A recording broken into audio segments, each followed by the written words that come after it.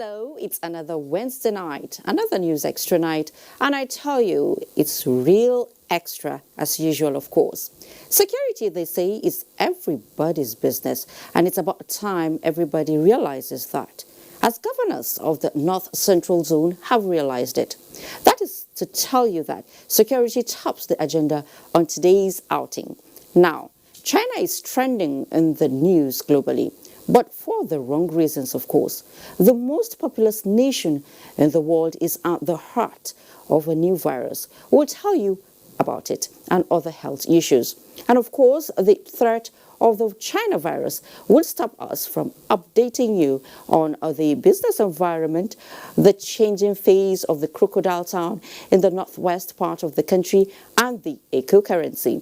I'm not forgetting sports and an update on Thursday's weather forecast. Be sure to keep a date to know whether it is going to be cold, warm, or hot in your area. That's about the size of today's pudding. So let me serve you, as the taste of the pudding is in the eating. I am Fatima Umar Buba, and this is News Extra. President Muhammadu Buhari has strongly condemned the terrorist killing of Lawan Andimi, chairman of the Christian Association of Nigeria, CAN, in Michiko local government area of Adamawa State, describing it as cruel, inhuman, and deliberately provocative. In a statement by the Senior Special Assistant to the President on Media and Publicity, Garba Shehu, President Buhari expressed sorrow that the terrorist went on to kill the religious leader while giving signals at the same time of a willingness to set him free by releasing him to third parties. President Buhari consoles the Christian community all over Nigeria, the government, and also the people of Adamawa State and the bishop's family over the sad loss of the man of God, and assures that terrorists will continue to pay a heavy price for their actions and would comprehensively be defeated by the armed forces. President Buhari urged nations of the world to end all support provided to Boko Haram and Islamic State's West Africa Province ISWAP terrorist group, whose only goal is to sow death, violence, and destruction in the sub-region. In the meantime, the Northern Governors Forum has condemned the alleged gruesome murder of Reverend Lawan Andimi, who was the local council chapter chairman of the Christian Association of Nigeria, CAN, and also a pastor with the Church of the Brethren, EYN, at the District Church of Michiko Adamawa State by terrorist group.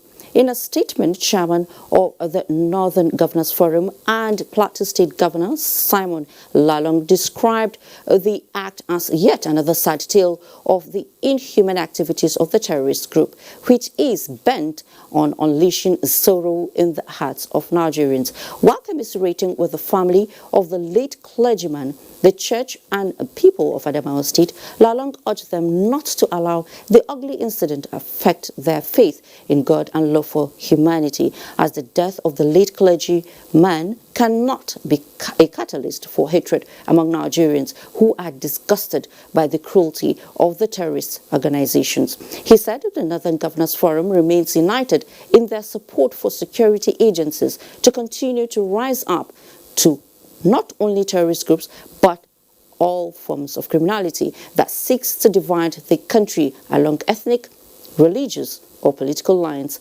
Governor Lalong emphasized that the Northern Governors Forum stands shoulder to shoulder with President Muhammadu Buhari as he rallies the world towards defeating terror groups and their sponsors, as well as the purveyors of their bizarre ideology, which propagates sorrow, hatred, and pain on innocent persons in the name of religion and other claims. And if security is everybody's business, then allow me to use this idiomatic expression of hitting the nail on the head to say that the maiden edition of North Central Nigeria Police Regional Security Summit in Lafia of Nasarawa State exemplifies in all ramification issues puts to consideration towards strengthening community policing to rid the zone of criminality. Anchigili Magaz reports. Like other regions of the country, the North Central Geopolitical Zone has had its own share of security challenges, with recent declaration by stakeholders that peace is reigning. But more needs to be done towards tackling kidnapping, farmer herders clashes and boundary issues. It is for this reason chief security officers and governors of this region came together to engage the people on the way forward. This summit will enable us to interact and exchange valuable ideas on the security issues concerning the region. It will also avail me the opportunity to update the delegates on the community policing strategy already in place by the Nigeria police to mitigate the security challenges. This summit will in no doubt provide us with an ample opportunity in the zone to share experiences, appraise and recommend appropriate measures on the security situation for the country. This whole process should be all-inclusive to involve everyone. At a summit of this nature, research findings from the academic could also prove useful. The security environment in the states, in the North Central Zone and the FCT is characterized by volatility, uncertainty, complexity and ambiguity with serious consequences for the internal security of the country. It is expected that some of the flashpoints in the zone will start experiencing respite as participants start implementing some of the strategies they shared in this place. In Lafia, Achigili Magaji, NTA News. And Plateau State Governor Samuel Lalong has expressed deep sadness over the distressing video allegedly released by the Islamic State West Africa province showing the purported execution of a student hostage from Plateau State, Mr. Ropeville Dachia Dalep.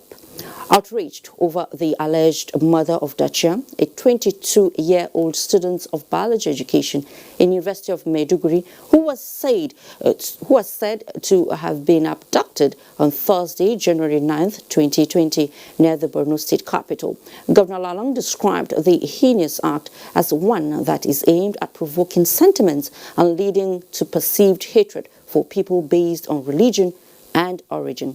Lalong said the narrative of the terrorist must never be allowed to fester and cause disharmony among Nigerians, as the doctrine of the infamous group is not only misplaced but clearly a merchandise of evil. Governor Lalong commiserated with the family of Dachia and assured them of the support of the state government in this time of great distress, and stated government's commitment to ensure that those still under captivity are released while those behind this mayhem are brought to judgment.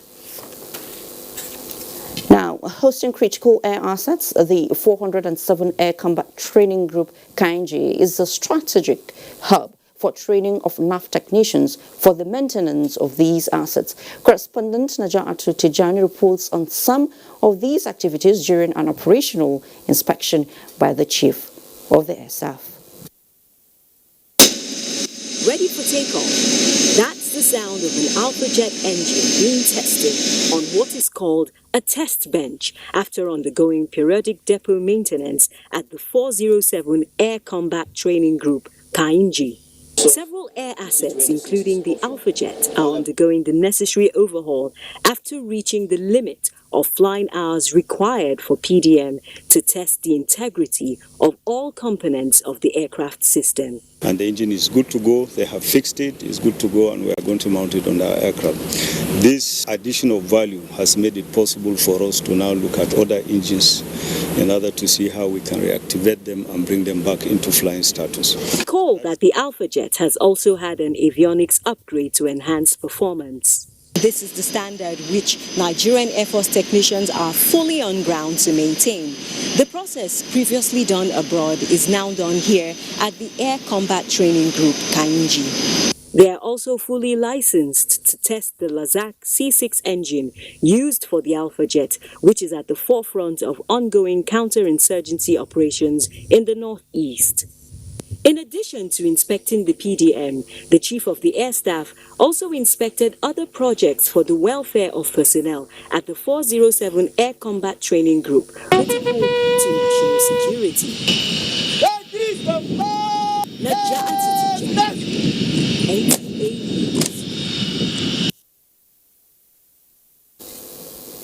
Thank you so much, Najatu, for that. Now, Nigerians right now will be agreeable to anything that will promote peace. peaceful coexistence, and religious harmony.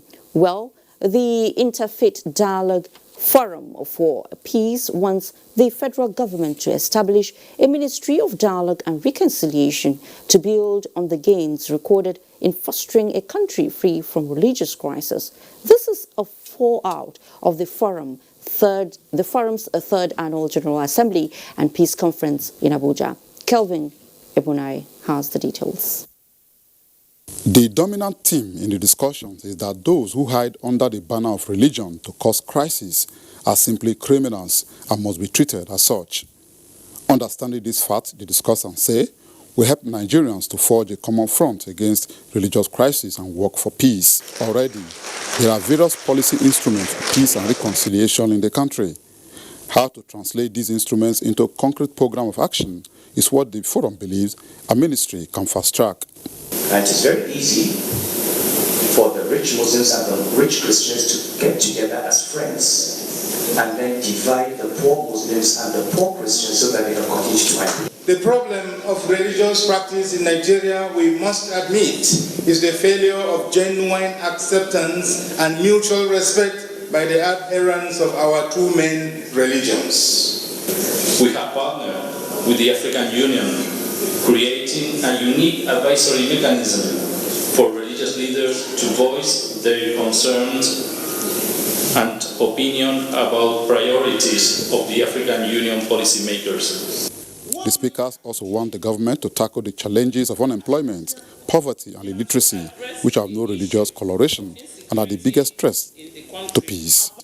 Peace, forgiveness and reconciliation are essential elements in building a harmonious society, but none of this is achievable without dialogue. In Abuja, Kelvin Ebunai, NTA News. Sure, dialogue is key, Kelvin. Now, the movement from one political party to another, known as defection, is a major characteristic among Nigerian politicians. The practice usually trends during electioneering. And in this report, Salihu Abdullahi examines the reason for this phenomenon and its impact to the nation's democracy. Ahmed Ali Gulak is a proud politician who has enjoyed multiple memberships of major political parties in Nigeria: the All Nigerian People's Party, People's Democratic Party, and now a member of the governing party, the All Progressives Congress. Defection in political party is normal, even in developed democracies. In Nigeria, the practice is fast becoming a trend among Nigerian politicians with no definite record due to its frequency. The point is that our people are there for their selfish interest, not for the masses. Because if they are for the masses, they will, even if their party did not win, they will stand as an opposition to make sure that there is good governance. The problem we have today now is because even when you start to propagate your party, to preach the gospel of your party to others, many places you will go, they will tell you, what are you bringing on the table? Consistency as a politician is what, for example, President Muhammadu Buhari symbolizes in his political career so far as a faithful member of the opposition. So he has remained consistent both in his ideology on how to go about the country and his personality. Besides, I believe that if you're in a political party and then anything has gone wrong, why don't you tackle it within there? Why don't you discuss with the leaders of the party? Although politics is said to be dynamic, the 2019 general elections have come and gone. The political atmosphere is relatively calm and governance in progress, except in Edo and Ondo states, where governorship elections will be conducted later in the year. Will defection, which has become a political trademark in the country with more than 90 political parties, fade? By the time you get to 21, 22, you will see a lot of defection. You even see some new parties will come up and you see people move to new parties. Experts canvass for realistic ideological background as a foundation of political parties, which will serve as watchword for politicians and reduce the rate of defection. For Ahmed Ali Gulak and his likes, will this be a reality? In Abuja, Salihu Abdullahi, NTA News. Good question there, Salihu. Now, for the second week running, the House of Representatives ad hoc committee investigating alleged non-remittance of unspent budgeted funds has been engaging ministries, departments and agencies of government. The Parliament wants to know how 1 trillion naira could not be accounted for over the last 10 years. A National Assembly correspondent, Lami Ali, has been following the investigative hearing. Central to this investigative hearing instituted by the House of Representatives is the resolve to clear insinuations concerning the implementation of zonal intervention projects. Such projects are facilitated by lawmakers and cited in their constituencies, but executed by MDAs. The allegation is that we just put up some fake projects there to embezzle, to take taxpayers' money away. And the money is not given directly to any member. It is with the MDAs, ministries and departments. The National Council for Arts and Culture and Federal University of Technology, Minna, made submissions before the committee. We make sure that we touch every part of this country in our project, and we touch on skill acquisition. Other projects have been completed. It is only one project now that is outstanding, and that project has been ongoing since 2012. The National Teachers Institute and the National Agency for the Prohibition of Trafficking in Persons were requested to furnish the committee with necessary documents for this inquiry. The committee solicited the cooperation of all stakeholders to get to the roots of the matter. What this committee is doing is part of fighting corruption, which we must identify. Why is this amount of money here? You heard when they were asking one of my colleagues, you've been taking money for 12 years on one project. Why is it not completed? He said because the budgetary allocation is not enough every year. Now, this committee can correct that. From the National Assembly, Lami Ali, NCA News. In a democracy, the legislature is very, very key for obvious reasons. That might be the subject for another day.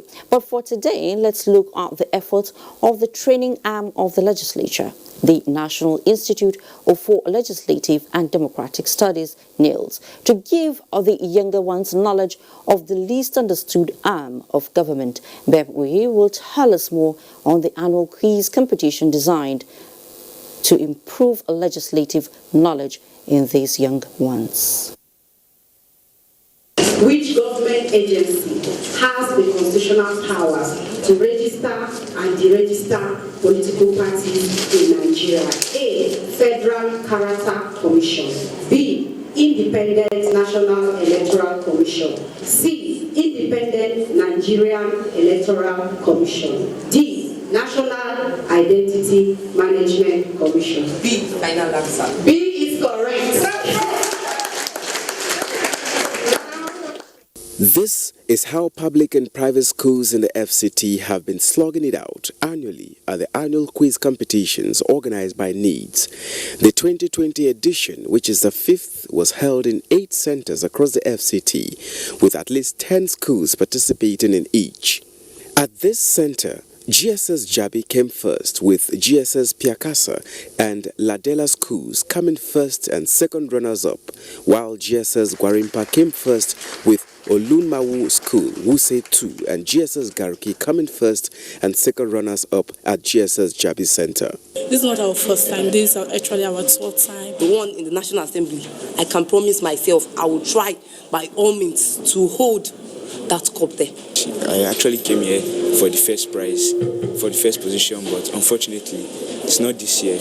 So I wish the winning school good luck. The kind of answers, kind of response they give to some difficult questions, I myself as a teacher I was wondering how they really get this knowledge. Director General NEEDS, Professor Abubakar Suleiman, says the institute is working on the directives of the President and the leadership of the National Assembly to inculcate in Nigerian youths the processes of legislature and its ties with democracy. And before this Ninth Assembly lapses, we ensure that we make it a national outlook.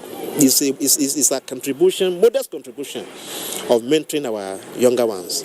Qualifiers from the competition will meet at the grand finale later in the month at the National Assembly Complex, Abuja. In another development, engineering students of Bayes University are now ready to take their studies to the next level. This is because a new state-of-the-art equipment have been provided to aid their efficiency in the profession. Joseph Johnson reports that Nigeria's former Vice President and Chairman Board of Trustees, Namadi Sambo, during the inauguration urged Nigerians to avail their wards the opportunity of learning in the university, giving the excellence-driven policy of the institution. Every engineering student needs a place like this to not only practicalize what is being taught in a lecture hall, but to also innovate and bring to bear his imaginative skills towards solving one need or the other in the society. Lucky for Bayes University engineering students, this is now open for them to use. This is my final year project. It's a delivery drone. I designed it and fabricated all the parts on it, and I can demonstrate to you. So, the journal is there. The facility was inspected and inaugurated by Chairman of the Board, Namadi Sambo, after a closed-door BOT meeting, the first for the year.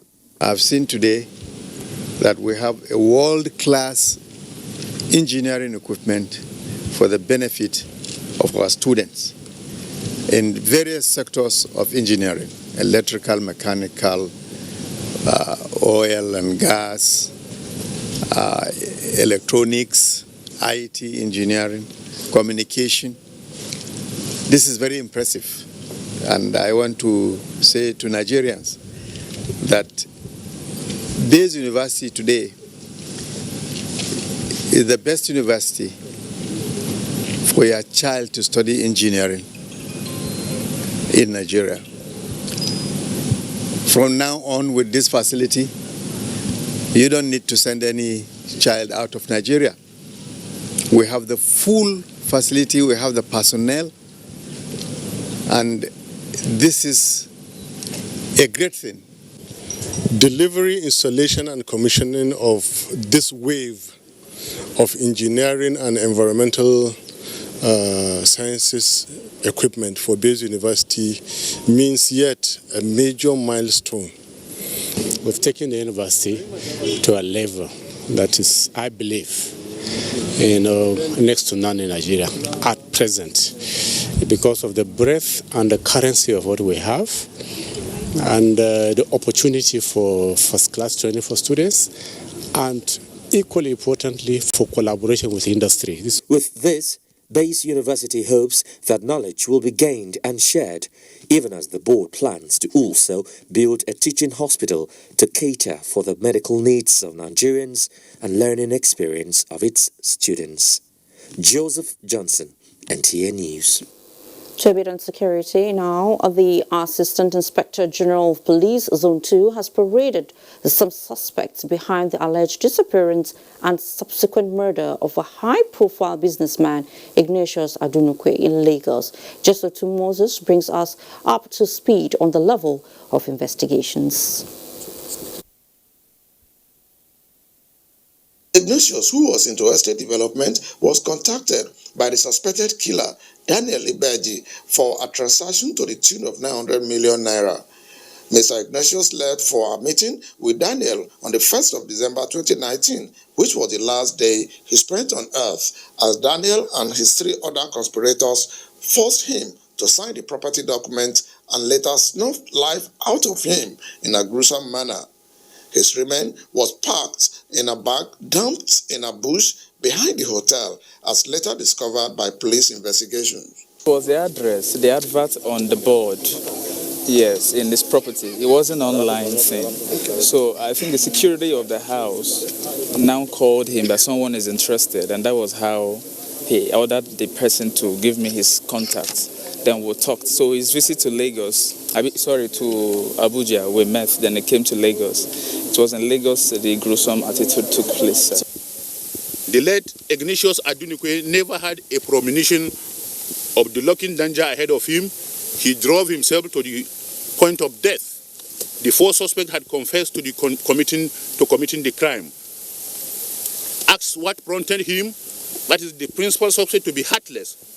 Bob, a native of Ogu in Enugu State, said it was lost for money. The conspirators, according to the AIG, will be charged to court in Lagos. Jesuton, Moses, NTA News. And the arraignment of a former Attorney General of the Federation and Minister of Justice, Mohammed Bello Adoke, and 6 others has been delayed due to the inability of the prosecution to serve other defendants in the matter. Aliu Tukur reports. The former Attorney General of the Federation and Minister of Justice, Mohammed Bello Adoke, arrived the FCT High Court sitting in Gwagwalada few minutes before 2 p.m. for his supposed arraignment. But the prosecution counsel informed the court that he did not serve the first, second, third and fourth defendants with the charge. The counsel says he was shocked to see them in court, even though only the 5th, 6th and 7th defendants were served. Although some counsel were willing to give up their rights of being served for the trial to commence, Justice Abubakar Kutigi says the trial cannot commence without other defendants being in court to take their plea, along with those present. He's been in their custody, and then they complained that they had not served him. I mean, if he had been outside, they could have said, oh, he was dodging service, but he's in their custody. So you ask them why they didn't serve him. Up to this morning, Adoke asked them for the charge. They refused to give any to him. I came back to this country voluntarily to defend myself. As a former Attorney General, I'm very ready to defend myself. You want to know why he's here, if arraignment is not here, it's simply because we were told that there's a beehive of lawyers in the court premises in respect of this matter. And in order to not to be taken unawares, we brought all the defendants so that we can explain ourselves to the court that these are the circumstances. Once service has not been effected, there is no basis for commencement of trial. The case has been adjourned to the 23rd of this month to enable the prosecution serve other parties. In Abuja, Aliu Tukur, NTA News. Thank you, Aliu. Now, health, they say, is wealth, but currently faced with the challenges of Lassa fever and the threat of the coronavirus. What else can we do than to be up and doing with the roles expected of us? Provide Nigerians with the right information towards health and safety. So stay tuned for our lineup on health after this time out. Enjoy yourself, Mr. Woman. Don't go borrow somebody. Be nice. You're welcome. Please, where's the restroom? Or just go into your right. Thank you. I follow.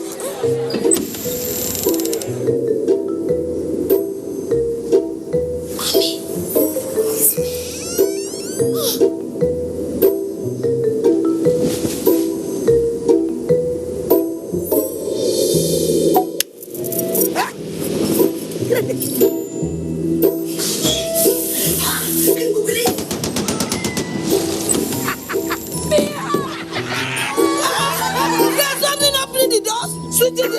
But you see, it's nothing to worry about. Now, Glow 4G, the wrong thing. Data is oxygen. Glow 4G, the new speed of life. Your #1 4G network nationwide. The very best from Glow, the grandmasters of data. Distinguished candidates, registration for UTME and DE into Nigerian tertiary institutions takes place from January 13 to February 17, 2020. Candidates are to check their eligibility for chosen programs and institutions on ibas.jamb.gov.ng before commencing the application process. Only one cell number can be used by one candidate. To generate profile code, send your surname, first name, middle name if any, by text to 55019. A profile code of 10 characters is received by the candidate in same phone number and IBAS alert for pre-registration checking. The profile code is presented to purchase UTME and DE PIN. To receive a lost profile code, resend to 55019 as a text message from the same mobile number. Do not give your password to any person, parent, not even JAMB or any so-called tutorial teacher for any purpose. Do not register twice or take UTME and DE forms for the same year. You can upgrade your UTME to DE at no cost. Multiple registration is not allowed. In the event of any error during the registration process, seek correction from JAMB. DE registration closes same day with UTME and there will be no date extension. Pay only approved prices by JAMB. JAMB, enhancing academic excellence. Enjoy up to 20% off prices in the Airtel Home Broadband Yuletide promo. Get an Airtel router for just 19,999 naira and the Airtel MiFi for just 9,999 naira. Promo lasts till January 2020. Visit any Airtel shop or dealer outlets for this amazing offer. More data, more you. Reliable home broadband by Airtel, the smartphone network.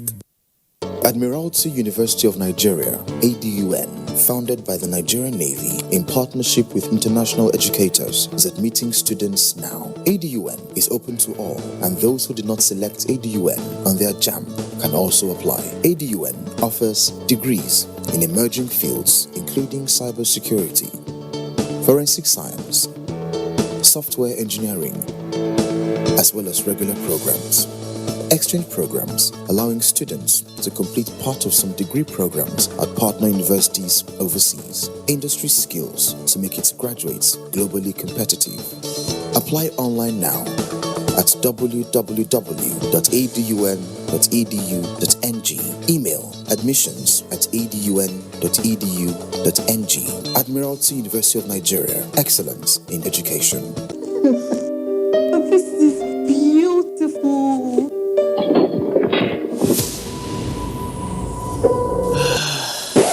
Quality is vital. Quality is Vitafoam. Hello, honey. Hey, baby. Wow. Those guys are good in bed. What? Yes, we're good in bed. Hurry now to any Vitafoam accredited dealer nationwide or visit us online on www.vitafoamng.com to place your order today. Vitafoam, the fine art of living. When headache strikes, I remembered Mom's advice. Son, don't let anything stop you. Sudrex acts fast to relieve headaches. Sudrex, win your day. Us football fans love banter. All kinds of banter. Like the bad belly banter. Dry banter. Your team can't even score an own goal. I beg, take Joe. This is the only cup your team will be winning this season. And then there's that.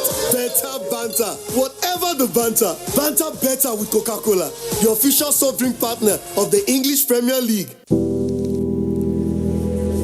This year, the weather conditions Harmattan in Nigeria is harsh, with temperature dropping very low in some parts of the country. Many underprivileged children are exposed to these harsh weather conditions, putting them at risk to all sorts of respiratory infections with devastating consequences. We request well-meaning Nigerians to kindly donate warm clothing, blankets, beverages, soap, moisturizers, and other essential items for the benefit of these children. Get involved to support displaced and underprivileged children exposed to these harsh weather conditions. Powered by Aisha Buhari Foundation.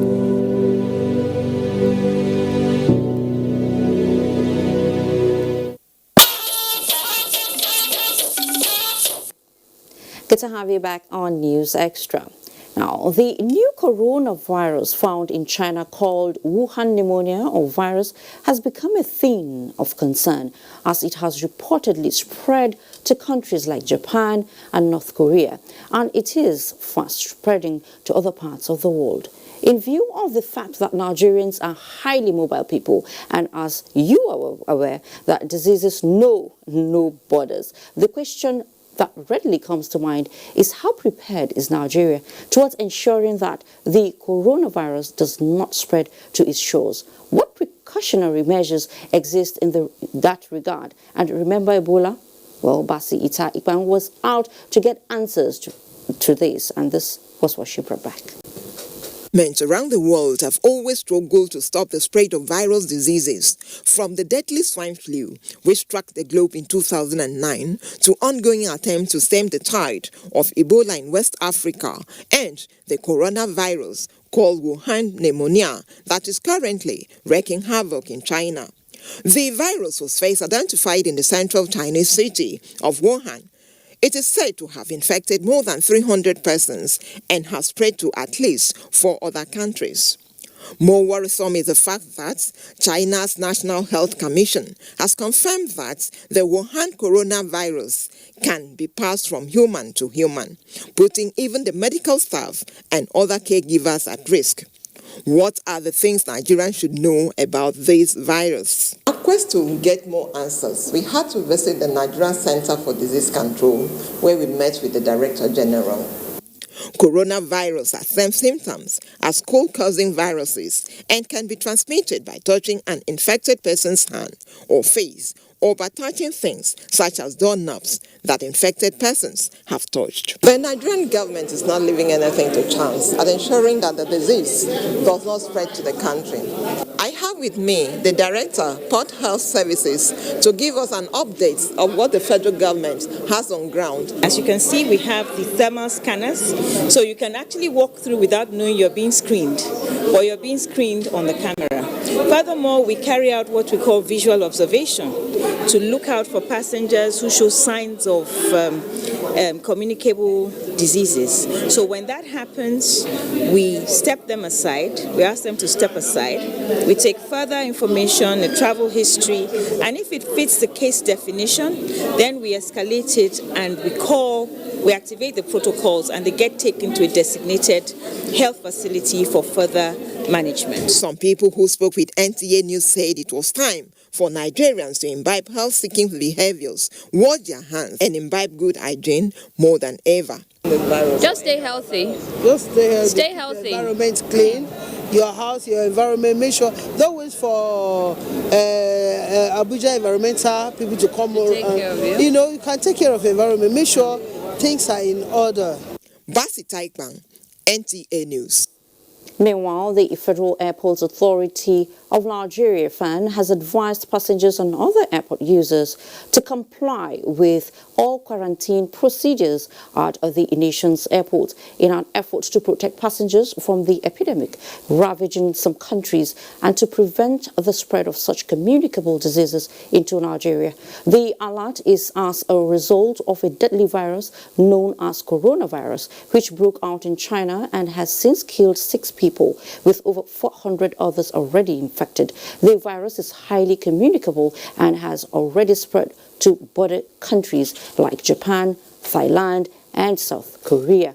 A statement by the General Manager, Corporate Affairs, FAN, Henrietta Yakubu, stated that all the equipment and personnel used in combating the deadly Ebola virus in 2014 are still very much in place at the airports. The authority, in collaboration with the Federal Ministry of Health, confirmed the adequacy of thermal scanners at the airports to prevent the importation of the virus through the airports. The scanner monitors the temperature of passengers and captures their pictures when passengers walk past the scanner.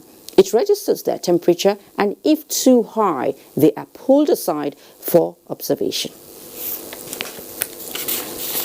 And still on health, 16 people have died and 84 others on admission at the Infection Control Center of the Federal Medical Center, Owo, following an outbreak of new cases of Lassa fever in Ondo State. In this report, Olubukola Adowu takes a look at efforts at checking for the spread of the disease.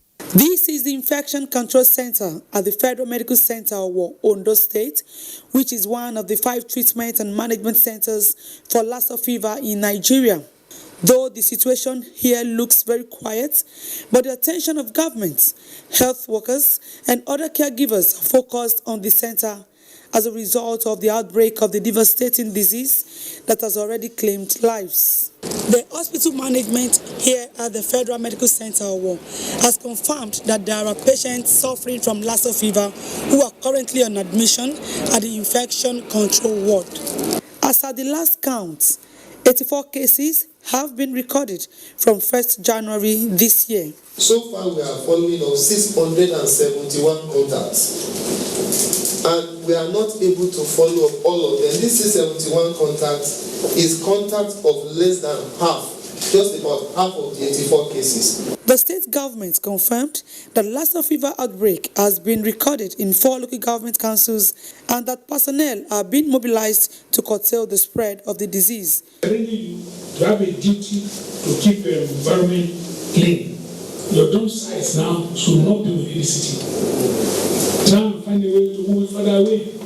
Lassa fever outbreak seems to be a recurring decimal in Ondo State. For instance, last year there were 102 cases with 15 deaths. Lassa fever, which is transmitted via contact with food contaminated with rodent urine, can be curbed with good hygiene. When we dispose of our waste, we need to make sure that the ones within the dust bin or the refuse bin in the home has to be properly covered, and then when we do it outside, we need to do it properly in the sense of putting it in designated bins outside, or making sure that they are picked up on time and then disposed of properly. One of the strategies Ondo State is contemplating is to increase health awareness and provide information to the public on how to avoid contacting the virus. In Akure, Olubukola Aduwo, NTA News. Thank you, Olubukola, for that update. And now to talk more on this issue, we have Dr. Chikwe Ihekwazu. He's here with me in the studio. He is the Director General, Nigeria Center for Disease Control. It's good to have you on News Extra tonight. Thank you very much for having me. Well, West African countries, we've been on our toes because of the reoccurrence of the Ebola virus. Now we are faced with this coronavirus right from China. What does this portend? You see, I think the first thing to give Nigeria credit for was the response to the Ebola outbreak a few years ago that led to the establishment of the Nigeria Center for Disease Control. So we now have a parastater with a core responsibility to prevent, detect, and respond to infectious diseases in Nigeria. So we've been working on a whole series of infectious disease outbreaks over the last few years, increasing our capacity to deal with them. So right now, this is really the time to be grateful for that investment in our country. So now you have a new virus, a completely new virus that has emerged. It's a coronavirus. It's a family of viruses. Some of them cause a very severe illness, but this particular one, from everything we've seen at the moment, causes fairly mild to fairly severe, but the number of deaths from cases has been very low. So I wouldn't actually describe it as a deadly virus because we've had 6 deaths from 400 cases. But it is new. There's a lot of new information we're learning every day about the virus, about how it's transmitted. Initially, we thought it was just transmitted from animals to humans, something we call zoonotic transmission. But over the last few days, colleagues have established that there's some human-to-human transmission possible. So what we are doing as a center is really working with our partners, with WHO, with the Africa Center for Disease Control, and all other partners in order to prepare ourselves to learn as much as we can on this new virus in order to provide Nigerians and experts here on the information that they need to control this new disease. But Doctor, what precautionary measures should Nigerians take? We earlier said that Nigerians love to travel. We are mobile. We're always here and there for businesses and pleasure. So what do you think the precautionary measures we should take, to prevent this from coming in? So the first thing we did once this outbreak was recognized, we'll call a multi-sectoral meeting. We call it an emergency operations center, pulling together all the relevant partners. So there was just a report by FAN. But critically, our major partner in this regard are called the Port Health Services. So we've worked with the Port Health Services, given them the information they need. And with that, they have strengthened screening at the point of entry. This is the thermal screening. If you have a fever, then you're pulled aside and asked like the ones questions. At the airport. Yes, but the key question is whether you have a travel history to that district in China. So all the cases in all the countries you mentioned have all had a travel history to Wuhan district in China. So at least at the moment, that is critical. So are you ill? Have you visited that district? And then we can start looking further. Now, what we will advise Nigerians, basically, two things. Firstly, there are two groups of Nigerians that are most at risk: those going and those coming back. If you're going to Wuhan or anywhere in China for now, we would ask you, please go on, but don't avoid contact with wild animals, with markets where animals and food is sold, seafood and all of that. Please avoid those environments completely. For those coming back, if you do have respiratory symptoms, from anything from catarrh, cough, to actually some form of early stage pneumonia and fever, please, when you come into the airport, do let the port health authorities know that they're for you. And if you don't have a fever, the other thing to remember is not everyone has a fever at the beginning. So you might get infected, come in without a fever, and then develop a fever subsequently. Then please let NCDC know. On our website you find a toll-free number, and we will arrange for a sample to be collected and a diagnosis to be confirmed. But the key thing, the travel history to that part of the world, is the most critical information in making a significant diagnosis at the moment. Well, you've said a lot, Doctor. Yes, we've fought Ebola, and then we won, and now we don't hope, or we're not hoping that this would come to Nigeria. But what is Nigeria's level of preparedness? We're talking about a response now. So many people. When we talk about high risk of importation of the virus into Nigeria because of how mobile our people are. So you talked about that. You talked about Nigerians traveling and coming in. So what would you say, for example, what if it comes in mistakenly? Yeah. So Nigerians may not know, but there are a group of people working 24/7 every day of the week doing this work. So are you saying we should just rest our mind? No, I'm saying that firstly, you should trust government institutions, the NCDC, our partners, state public health teams. We actually do have a group of people that have the expertise, firstly to make the diagnosis, secondly to respond. But the other thing is, listen, infectious diseases, there's no magic bullet. We all have a responsibility around prevention. Your own personal hygiene, washing your hands, making sure you carry out respiratory hygiene, covering your mouth when you're sneezing and all of that, making sure your environment is clean. So there's a lot of personal responsibility that really got elevated during the Ebola response time that we need to reinstate during a time like this and maintain, not only when we have an outbreak. Not only when we have an outbreak. I actually wanted to talk about, the health-seeking behavior of Nigerians. Like you said, we have, this, I would say, behavior of, okay, when it's here, we'll try as much as possible to curb it, but we cannot prevent it. So, what would you say Nigerians should do? Or you, as the Director General now of Disease Center for Disease Control, right? So, as the DG, and as your organization, what would you do? Would you sensitize people now out there? Would you go to places, marketplaces, to sensitize people? Because so many people don't know about this coronavirus. So at the moment, what we need to do is general information. I wouldn't go into the market square yet, because to be honest, people are dying of other infectious diseases. Every day we work hard to prevent cases of cholera, meningitis, Lassa. These are real diseases that we are facing and our organization faces every day. So we will continue advising Nigerians to work across the whole spectrum. If we have a new infectious disease, we'll use what we've learned over the last few years to implement a response. But really, the three things really is you talked about health-seeking behavior. The other thing is about a lot of our habits. We whenever in Nigeria, many of us have a fever, we think we're all doctors, so everyone can make we can make a diagnosis of malaria. And things like, and start jumping on pills. So we've been preaching to Nigerians to listen. Not every fever is malaria. There are many other things it can be.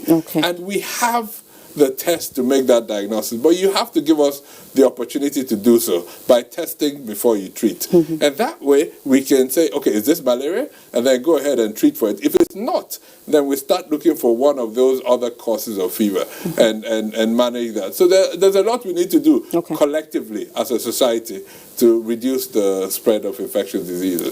We watched a report, from Ondo, and we had of, Lassa fever and that of Ondo and Kano. So can you bring us up to speed with the efforts at, dealing with the situation? Yeah, so over the past few years, we've had a lot of Lassa fever cases. Specifically, the highest incidents have been in 3 states, Ondo, Edo, and Ebonyi states. Now, I'm particularly proud of the work done in Ondo. 3 years ago, there was no treatment center, there was no lab, very little capacity. If you go to FMC or Wanao, we've really collaborated with the state government in Ondo State and worked to develop a center that has the expertise. They have a brand new molecular lab so that the tests can be done in that facility, preventing, reducing the time to treatment. So from the beginning of the year, there's been a real surge in our and we're all working together to manage it. But I'm very confident on the team in our. If I can say one thing about Kano, because it's also of particularly importance to us. Yes, I wanted to say that. I said we've had the cases of Kano, even though we've not, really, played the film. So can you tell us more on the Kano issue? Yeah, so in Kano, there have not been too many cases reported in the past. So there's been a lot of anxiety. What we've had are 2 healthcare workers who were infected and unfortunately passed away. They managed the case of probable Lassa, and they probably did not carry out full infection prevention and control while they were managing that case. And it has caused a lot of anxiety.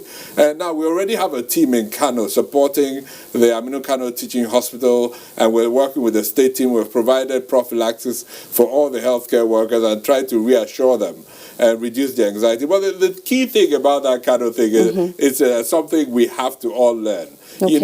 Every doctor has to use universal precautions when they manage patients. So when you talk about universal precautions, I don't really... The basic thing you need to know is doctors must wear gloves. There are simple things. Let's just use gloves.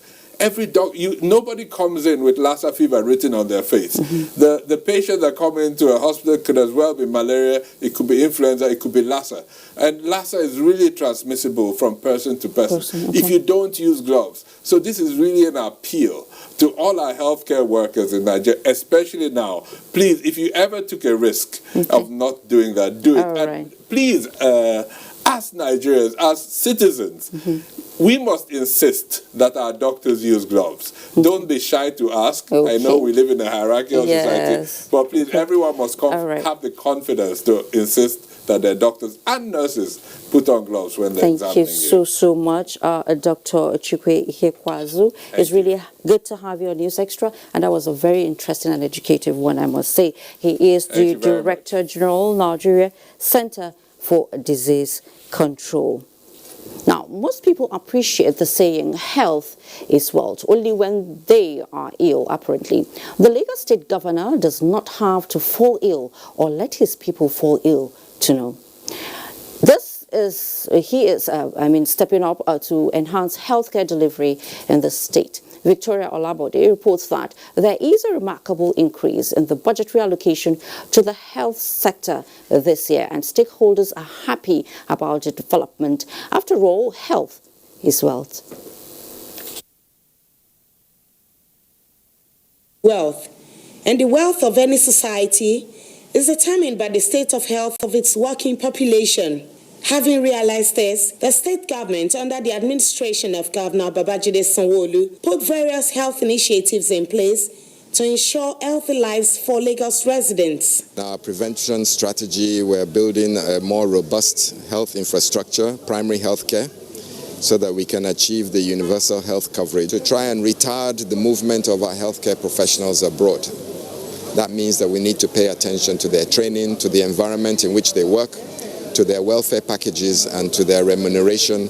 Another step taken by the state government to improve accessibility of Lagos residents to quality healthcare services is the health insurance scheme, which was borrowed from the federal government. Health insurance, like I did talk about solidarity, is all being able to pool our resources together so that when it's my turn, whatever we've pulled together, I can benefit from it. When it's your turn, whatever we have pulled together, you can benefit from it. The more money you put in health, the more you're able to achieve as health practitioners. I want to believe that the health there, the populace is going to be very fantastic.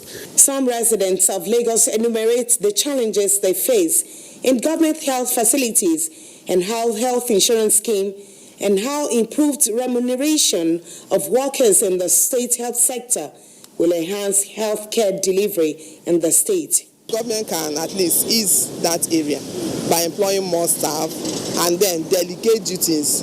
I just feel they should get more competent hands to man different positions. I was in the hospital when it was mentioned, and I feel it's a very good scheme for households with low income. For the respondents, the state health insurance scheme needs more awareness for the people to harness the benefits.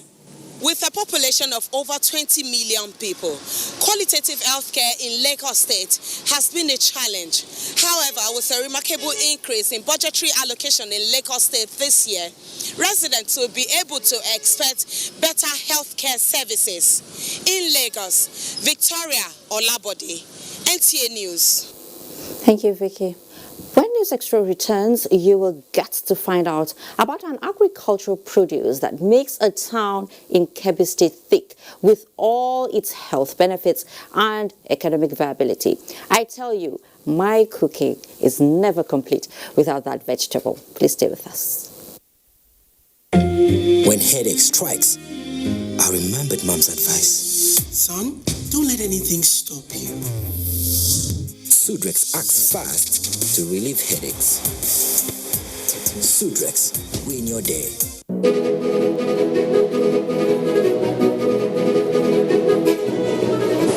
How did I get here? It all started shortly after I graduated from MSTC, the Model Skills Training Center with a certificate in ICT. I successfully developed a data management program that has been called the software of the future. Thanks to its success, everyone wants it. And as you can see, now everyone wants me. But I'm not alone. The skills training programs at MSTC are equipping young Nigerians to become the next big success story. Whether it's ICT, mechatronics, facility technology, electronics and computer networking, or culinary studies, a certificate at MSTC is the way of the future. And just like me, there he is. Everyone will want you to. ITF, developing the nation's human resource. As you know, kids' exam time is exam time for moms too. The child prepares intensely, so does the mom, taking care of every little thing. But germs can ruin it all.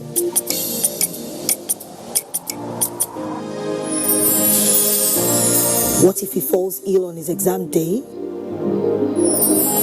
Every single day is important for kids. That's why they need Dettol soap.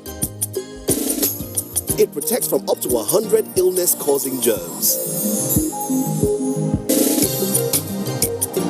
Everyday protection, everyday Dettol. 65 grams, now 159. Welcome back.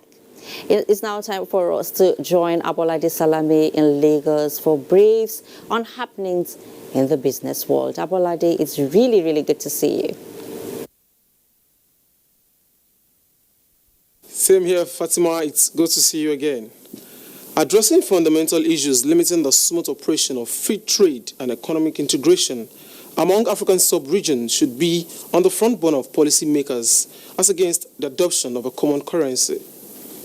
Some economic analysts who spoke with NTA News said the decision by the federal government to withdraw from the initiative is in the best interest of the country.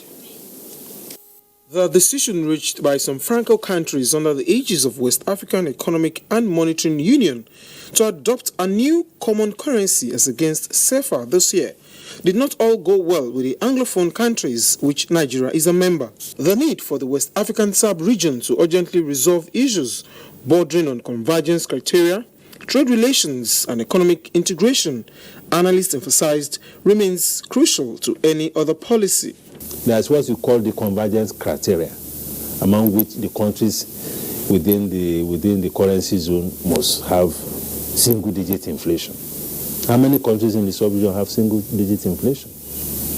Then there is the issue of the fiscal deficit to GDP, which should not be more than 4%. There is the issue of the tax revenue to GDP, which should be at least 20%. How many countries in the sub-region have that? Introducing policies that will foster trade liberalization and economic development of the regions, they say, is paramount to the adoption of a common currency. If Nigeria accounts for almost half of everything that matters within the West African sub-region, then why should an external party from somewhere dictate terms and conditions under which we should have economic cooperation, economic integration, common currency? That should not be acceptable to us. He submitted that with Nigeria having over 40% of population and 50% of trade volume in GDP size in the West African sub-region, the country cannot be turned into a dumping site. The nation's domestic economy between January and September 2019 had growth performance of 2.17% due to the sustained drive of the federal government at repositioning the economy on the trajectory of development. The growth, though fragile, has positively expanded 10 sectors and placed 3 others on moderate performance, while 6 contracted in the third quarter of 2019. President, Lagos Chamber of Commerce and Industry, Toki Mabogunje, while reviewing performance of the economy in 2019, said private investment inflows to the country stood at $19.17 billion from first to third quarter of the year, while exchange rates demonstrated relative stability.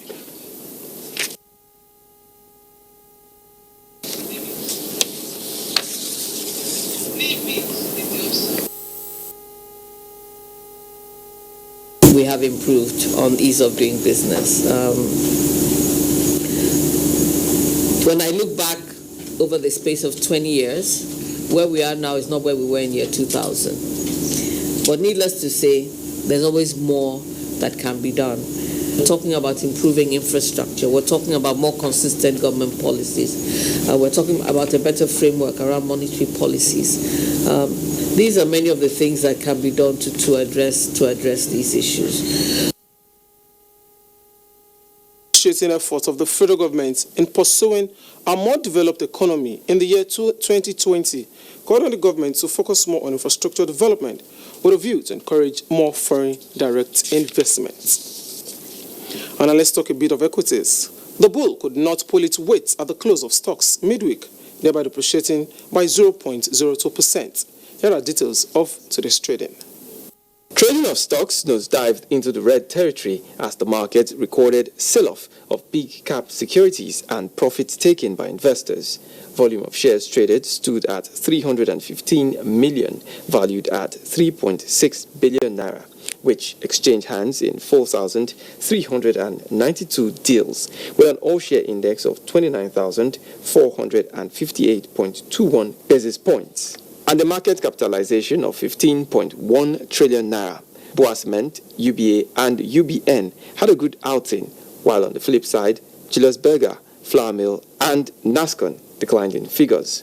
Most sectors, however, had good trade as NSE Banking, Industrial, Insurance, and Oil and Gas finished in the green, appreciating by 0.13%, 0.41%, 0.86%, and 0.36%, except for the consumer goods sector that closed in the red, depreciating by 0.22%. It's back to Fatima in Abuja for the rest of the news. Good evening. Well, thank you so much, Abolade, for the business package. Now, farming has played a vital role in the federal government's diversification drive in recent years, and one of such efforts in Kebbi State is onion production in large scale by small-scale farmers.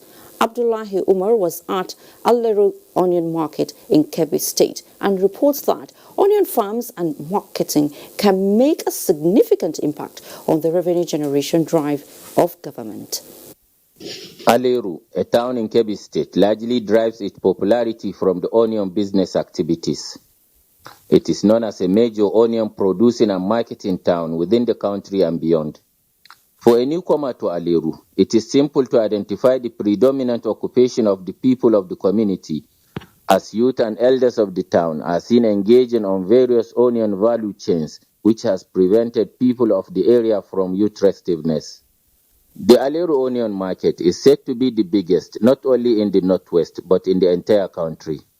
Aleru local government has become synonymous with onion production and attracts people from different parts of the country to Aleru town. Before the reconstruction of this market, Aleru local government has never realized anything more than 2 million naira as a revenue per annum. But with the reconstruction of the market, the first year, Aleru local government was able to realize over 20 million naira as a revenue within that period of onion marketing. At Aleru Onion Market, every blessed day, over 40 trucks loaded with onion leave to other parts of the country. The price per bag can go as high as 30,000 naira and as low as 4,000 naira. With support from the government to the farmers and marketers of onion, the economy of the nation will witness a significant improvement. It is the best in the African, Central and West Africa. The state government and the federal government to assist the farmers and the marketers of this association, it will they will try to get more work to other people. Recently, the federal government through the Anko Borrowers program with some financial institutions met with the onion farmers and marketers in Aleru on modalities for financial support to the business chain, which is expected to begin soon. From Aleru Onion Market in Kebbi State, Abdullah Umar Ilalu, NTA News. Now, thank you so much for that. You know, that's an ingredient, like I told you, that I can do without. The federal government says it will use the ongoing United Nations World Tourism Organization's International Tourism Trade Fair feature to market the forthcoming Arugungu Fishing Festival to global investors. Information and Culture Minister Lai Mohammed stated this on the sidelines of a feature in Madrid, Spain. Anthony Forson reports. In the last 40 years, Madrid, the capital city of Spain, has remained the host city of the International Tourism Trade Fair, otherwise known as FITUR. The tourism fair has remained a global meeting point for professionals and the leader for source markets of Latin America. It has also remained the privileged forum for the global tourism industry and business tool that encourage and promote business contacts and agreements. At this year's edition, with a focus on Africa, African ministers alongside other dignitaries were hosted to a dinner by the King of Spain, Felipe VI. He formally said, "Welcome" in a warm handshake. Then spoke on the place of tourism on global economy. The Madrid Declaration on Tourism in the 21st century incorporates the political, economic, social, employment and cultural dimensions of tourism into the context of the goals of the 2030 Agenda. Information and Culture Minister Lai Mohammed said FUTO 2020 will give Nigeria the opportunity to market one of its rare festivals. The Arugungu Fish and Culture Festival is the only one of its type. We're talking about a festival which encompasses virtually every aspect of the cultural lives of our people, from boating to traditional wrestling to durbars and to competitions between different age groups in different cultural areas. But the unique thing about Arugungu Fishing and Culture Festival is that it's the only one we know in the world today where fishing is actually encouraged through the traditional, fishing methods, especially, using one's hands to catch fish. So we are here also to propagate and also market the Arugungu Fishing Festival. He also said the many giant strides the federal government of Nigeria has taken in developing tourism will also be brought to the fore. There is a conscious effort all over the world today to see how we can redirect this spend, these resources to the rural areas. And this is one of the major attractions of this particular feature. Fortunately for us in Nigeria, we have already also aligned our tourism vision to shift attention to rural tourism. This is why you can see that we're encouraging, palace museums. We're encouraging museums in churches. We're encouraging museums in places of worship, because at the end of the day, it is the people that actually the owners of these cultural sites, the owners of these cultural intangible assets. The minister will be on a panel to discuss tourism investment and business forum for Africa. In Madrid, Spain, Anthony Forson, NTA News. In another development, Nigerians will now be able to have first-hand information about road traffic areas with gridlocks, as well as where can be called no-go areas once the National Traffic Radio is commissioned. FRSC Corps Marshal Boboye Oyeyemi made this known during an inspection tour of the facility at the Corps headquarters in Abuja. Oyeyemi Ajayi has the details. The station will be running on 24 hours. Well, when it's commissioned, we would do what... These are not the regular voices you hear anchoring any radio program, but maybe one of them could become frequent on FRSC's National Traffic Radio. This is just a test run on the radio station, which is set to be commissioned, and that is why the Secretary of the Government of the Federation, Boss Mustafa, is here to inspect the facility.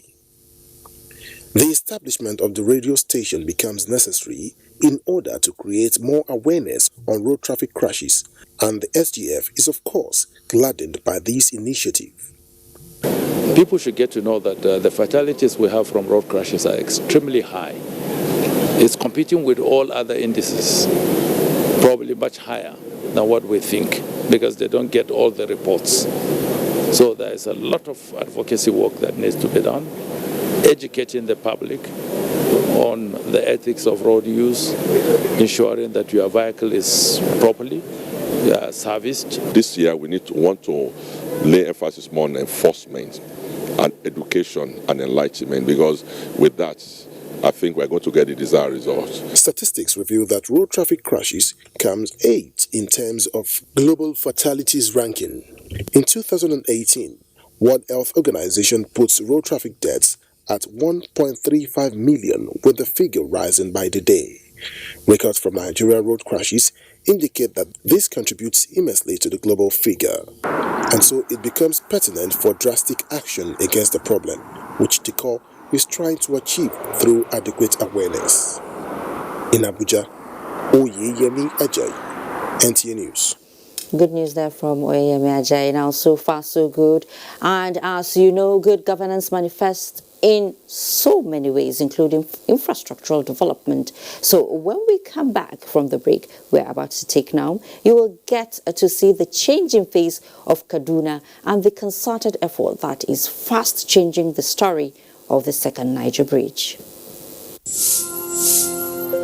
I'm Deputy Comptroller of Customs Joseph Atta, the spokesman for the joint security exercise. Over a period of time, either through indifference or deliberate non-compliance to the ECOWAS protocol on transit of goods by our neighbors, the Nigerian Customs Service have been raising this issue. MOUs were signed severally. They were broken as soon as they were signed. We've seized over 32,050 kg bags of rice, and that is a huge impact. And then the fact that the coming in of this foreign rice have been completely shut down. We've gone around, we've received testimonies of farmers who, before now, found it difficult to sell one truck on a market day. These people say it now that those who could not sell one can now sell up to 20 trucks.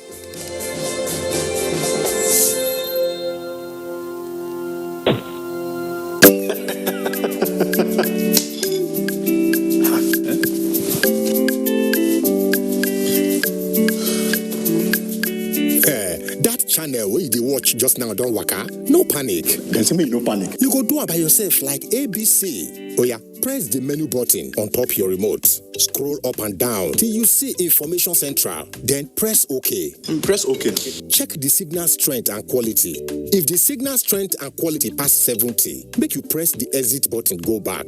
Go advanced options, then choose installation, then go to reset and press OK. Press OK. Wow, now you self fit catch all those channels will be one miss road by yourself. Yes, make your groove for no loss. You see as I do, Abi? And I see as I do, Go TV, live it, love it. And I see as we do, Nigeria is our country, and it's the only country we have. Irrespective of religion, tribe, the heroes of our past did their best to take Nigeria to where it is today. It will be unfortunate, I repeat, unfortunate, absolutely, if we don't keep Nigeria intact. We must put our differences behind. We must let everybody know that human beings cannot live together without some differences. But at the end of the day, our country is Nigerian. It must always come first. Get ready for the Unity Challenge reality TV show. Coming soon.